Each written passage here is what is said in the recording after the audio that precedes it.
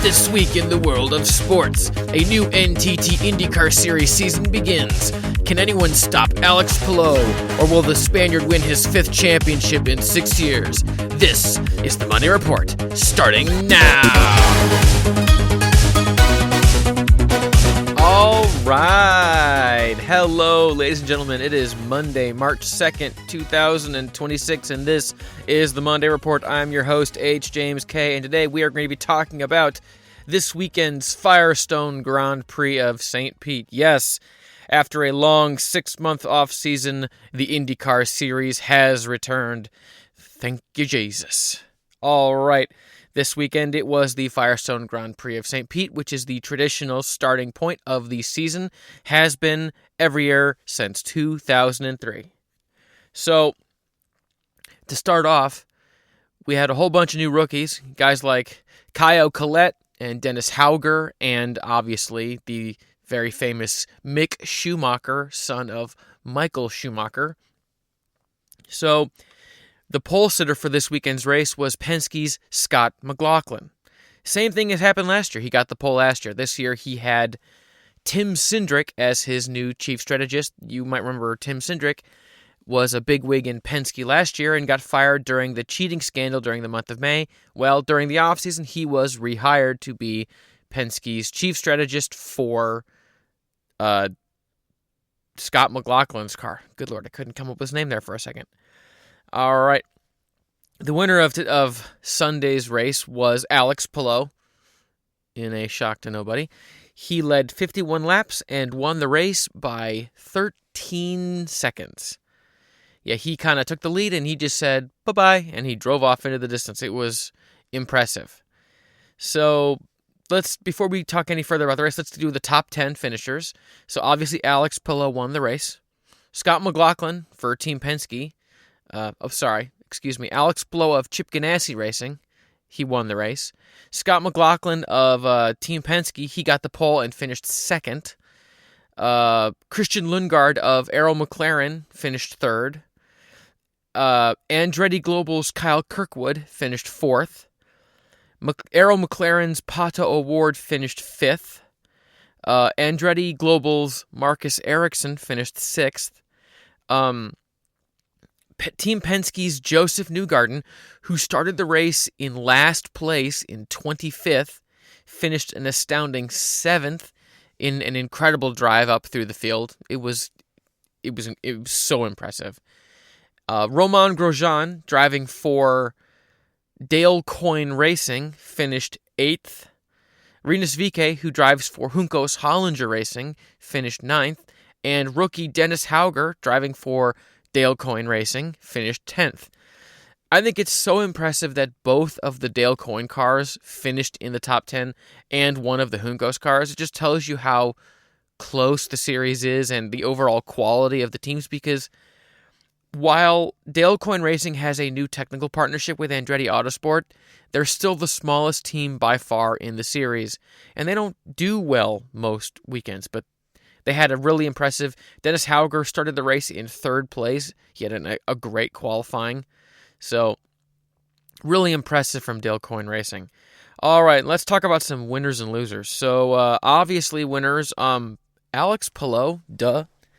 So, he's off to yet another dominant start. You know, I didn't realize this. This was his 20th career win in 99 starts, meaning he's won just over 20% of all races he has started as an IndyCar driver.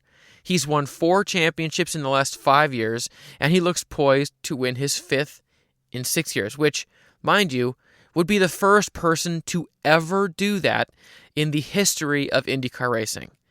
People have done 4 championships in 5 years, 4 championships in a row. Nobody has done 5 championships in 6 years. It has never happened, going all the way back to the very beginning of IndyCar racing over 100 years ago. So, yeah, it's the kind of thing that it might be supremely boring from a fandom perspective, but it is history in the making. It's just, he's incredible. He saves fuel and tires better than anyone. He's faster than anyone. He's faster than people on the bad black tire when they're on the quicker red tires. It's just it's breathtaking to watch, even as it is soul-crushingly demoralizing if you're a fan of another driver. But you got to love greatness when it's happening. I mean, it is greatness. He is currently one of the 10 best drivers ever, right up there with guys like AJ, Mario Andretti, Scott Dixon, Rick Mears, Al Unser Sr., Michael Andretti, Dario Franchitti, Elio Castroneves. He is right up there with the all-time greats. And quite frankly, if he wins a 5th championship in 6 years, he's automatically one of the 5 best of all time. Like, it's AJ, Scott Dixon, Mario Andretti, Rick Mears, and then Alex Palou probably. And I'm forgetting people. Like, there's obviously guys like Will Power is an all-time great. But it tells you what he's doing. And it shouldn't be possible in a series this competitive for him to just dominate. So, yeah, people need to savor this, because when he eventually either retires or goes off to Formula One, which I think is going to happen, it'll be a big loss for the series. Other winners, I thought Fox was a big winner. Now, some people online were complaining about the broadcast, but I thought the broadcast was really good. The commentary was really good this year. I love the changes they made to the graphics this year. They've added some telemetry stuff to the helmet cam, which I just thought was great. A lot more drone and helicopter camera angles, which I thought was really, really good. The direction was adequate. It was much better than it was last year in a lot of races where, yeah, there were times where we were focusing on Alex Palou and like, why nothing is happening. But after a while, they just stopped talking about him, because it was like things were happening in 2nd place, 3rd place, 4th place. And why are we still talking about this guy who's going to win the race, who's leading the race by 14 plus seconds? So I really enjoyed their direction. And I'll say the commercials were not as pervasive and disruptive as they were last year. There were less times where it's like, okay, we're in the middle of this heated battle for 3rd place, and it's time to go to a full screen commercial. And there was significantly less of that. So kudos to the Fox broadcast for doing a good thing. Winners, and another winner, the last winner, obviously Joseph Newgarden. He went from 25th to 7th. This could have been a devastating start to his season, saying he had gone like 25th to 20th and just been marooned in the back, but instead he went all the way up to 7th, and he did it on pure pace. Yeah, there was some off-sequence stuff and some of that kind of stuff, but at the end of the day, it was speed. He just moved his way to the front, because it wasn't like he was in the back and then there was a late caution and he just appeared in the front. No. He just moved his way forward. Super impressive. All right, now if there are some winners, there has to absolutely be some losers. So, Mick Schumacher, poor guy, he got taken out in the 4th turn of the first lap. So what happened was Santino Ferrucci is on the outside, driving for AJ Foyt. Stingray Robb, who's driving for Juncos Hollinger, is on the inside, and he's not quite alongside Santino Ferrucci, and then Mick Schumacher is behind both of them. And they're going down into turn 4, and they're kind of side by side, this being Stingray Robb on the inside and Ferrucci on the outside, and Stingray Robb locks up his tires. Just slides right through the corner, never even attempts to make the turn, and he collects Ferrucci, and they both go careening into the wall, and Mick Schumacher crashed into the both of them. And the worst part about it for me is that Stingray Robb, who I think is by far the worst driver in the series, I don't know why he's still, he has money. That's why he's driving. He has a big paycheck, but I think he's the least talented driver. He crashes more than anyone else. He adds the least from a driving on-track perspective than anyone else. He drove away from the crash. Meanwhile, Ferrucci was out and Mick Schumacher was out.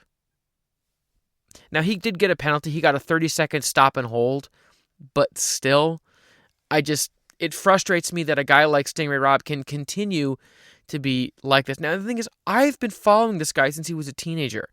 I watched him come up through the Indy ladder, and there was all this hope about Stingray Robb, but he is such a moving chicane on the track.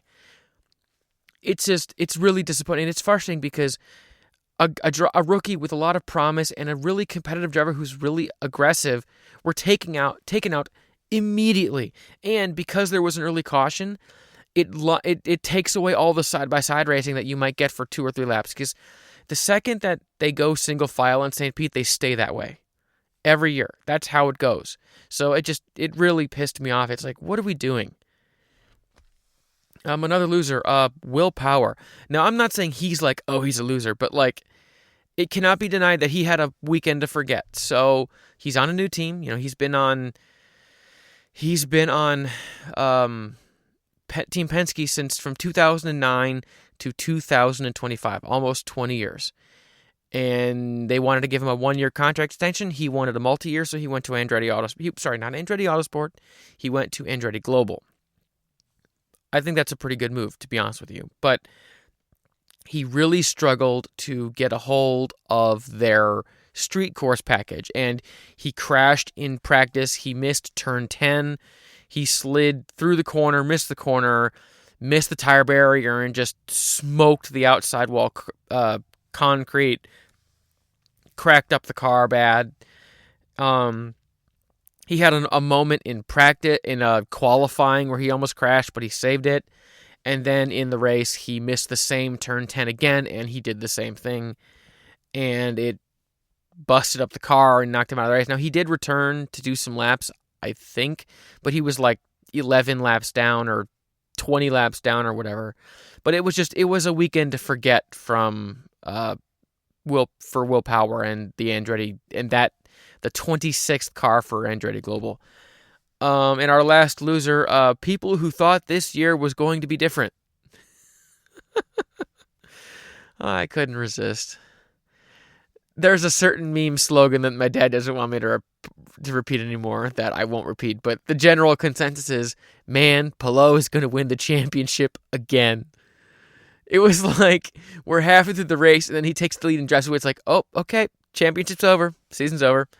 Back it up, everybody. We know who's going to win. Because the thing with Alex Palou is, when he gets in front, he stays there. He never loses a battle for the front. There isn't even usually a battle for the front. So it was just like he got out in front, and he's like, and you guys thought it was going to be different. It's going to be just like last year. Honestly, he's at 20 career wins following St. Pete. With how he looked on Sunday, I think he is going to get his 30th win before the season is over. Now, I am saying he's going to win another 10 races. But that's possible. If he wins Phoenix next this coming weekend, Arlington after that, Long Beach after that, that's 3 more. And then he wins the Indy GP, that gets him to 4 more. That gets him to 4 more wins. Even if he doesn't win Indianapolis, there's still Road America, 2 races at Milwaukee. You've got Detroit, that gets him to 8. Portland gets him to 9. And Barber, that's 10 right there. That's easy. And that's not even, and even if you want to take the 2 Milwaukee races out, okay, there's still Nashville as another option. And there's the race in Washington, D.C. that's a street course that's an option. It's like, he's so good, and his team just doesn't make strategy mistakes. They don't make driver mistakes. They don't make pit stop mistakes. They're just flawless. With the way he drove on Sunday, I could see him winning 11 races this year and wrapping the championship up by July. Even if he didn't win the Indy 500 or both races at Milwaukee, it's totally possible. It's totally, totally, totally possible. So, all right, and then some other main takeaways from the race, moving on from winners and losers. Penske looks solid. Now, David Malukas had some issues. He had a flat tire, so he flat spotted his his left front or his left rear. I forget. I think it was his left front in turn 1 in the middle of the race, and it was a bad flat spot. And later on in the race, that tire delaminated. And he lost a lap, and then he had to go back and get a new tire, and he just kind of was in the back. But he was very competitive. He was very much in the thick of things before he cut his tire, before his tire delaminated, before he flat spotted it. Scott McLaughlin was in the front pack the whole day, and Joseph Newgarden drove from the back to the top, to 7th place. So all in all, I don't know how it's possible you can think anything other than, yeah, Penske looks much better than last year. They look improved. They were consistent. They had good strategy calls. The cars looked fast. It was just an all-around solid performance, even if some of the breaks didn't go their way. Another big takeaway, Dale Coyne Racing looks lightning quick. So as I said, they've got a new partnership for, setup information and telemetry data with Andretti Autosport. God, Andretti Global. I keep saying Andretti Autosport because, they were Andretti Autosport for like the last 8 years of my life. So it's one of those things where it's going to take me some getting used to. But yeah, Dale Coyne, they're a scrappy team, I guess. They've got some new engineering people on their pit wall and some new strategy guys, and they've made some more investments in the team. And, I mean, they have a solid lineup. I think Dennis Hauger, he dominated in the Indy ladder, and he was really good in Formula 2. He was part of the Red Bull development driver development program, excuse me. So I like what Dale Coyne is doing. Honestly, I really, really, really like what they are doing this season so far. And I like Romain Grosjean coming back to the team that he had his most success with. They look fast. They look consistent. They look competent. Last year, when Dale Coyne would have the only team worse than Dale Coyne at pit stops was Andretti Global last year. So they've made so many strides in the offseason. It's been impressive. The last big takeaway, record crowd. There was a record crowd at St. Pete. On Saturday they had the NASCAR Truck Series, and that race was a hoot and a half. They had great crowds Friday, Saturday, and Sunday. They had a really good crowd. I think there's going to be pretty good ratings for this race on television. So I think this ultimately just kind of speaks to the overall health of the series. The series, they extended multi-year extensions for both Chevy and Honda, and both of those teams got a charter. So they got a new car coming. They got a new race in Arlington. They have this big high-profile race coming up in late August in Washington, D.C., the Freedom 250, which if it's actually 250 miles, that'd be a long street race, which would be freaking awesome. But it's one of these things where there's a lot of positivity. For a couple of years, the product on the track was bad, the tires were bad, the cars were bad, Palou was dominating, ratings were kind of stagnating. There was controversy of whether or not, there was controversy with officiating, and there was talk that, oh my God, Honda's not going to stick around, and if Honda goes, Chevy's likely to follow, and is the juice worth the squeeze from an investing standpoint? But now, Fox has bought equity stake in the series, and Chevy and Honda have a much bigger stake in things now, and they've got a new partnership and new tracks and new drivers and new eyeballs. The series is in a good place. Doug Bowles has taken over as operations for IndyCar from Jay Fry, Jay Fry did great getting IndyCar through COVID, but he very much botched the new engine. Oh, and IndyCar's got a new engine coming out. New engine formula, new car, new all the things, and Doug Bowles has really helped right the ship and get IndyCar in a good position, and I really like where this has everything going ahead of 2027 and the future. So what's next? Next week, March 7th at 3 p.m. Eastern Standard Time, you have the Good Ranchers 250, which is part of, I think they're calling it the Desert Double. So IndyCar is driving at Phoenix International Raceway for a 250-lap race on the Saturday, where Sunday is the NASCAR Cup Series race, which is, I forget what it's called, but it's 500 miles at Phoenix. So I think it's going to be great. I think the ratings are going to be huge. I love that IndyCar and NASCAR are doing another collab. Now this one, it's because of Fox, because Fox has the media rights for that, the broadcast rights for that race. They do the first chunk of the NASCAR season, so they can afford to kind of pair those two up. And I think it's going to be great for the series. Phoenix is a traditional track that's always been, and going into the kart years, Phoenix was a track that was designed for Indy cars, and it was on this calendar for years and years and years. There's a lot of years where it was either the opening race or the second race in the kart series before they'd get to Indianapolis. So I'm glad that that's what's happening. Now, they've made some changes to the track. I'm hoping that the race will be better than it was in 2018. Here's hoping. But they've moved the start finish line to the dog leg. So like what used to be turn 1 is now turn 3, I guess. And what used to be turn 2 is now turn 4, I guess. Like if I'm kind of explaining that right, they've kind of moved things around. I don't know why they did that, but that's what NASCAR did, because they own the track.